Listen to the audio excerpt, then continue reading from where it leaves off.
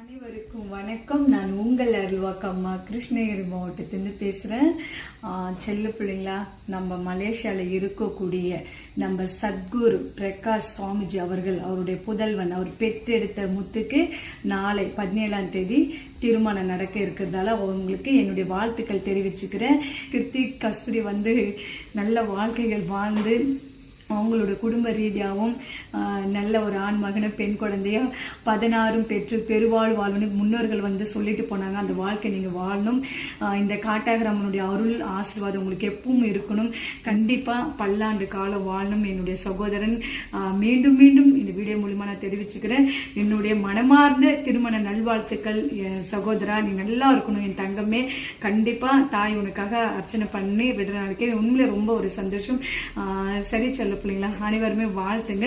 அனைவருக்கும் என்னுடைய மனமார்ந்த என்னுடைய கோடான நன்றிகள்.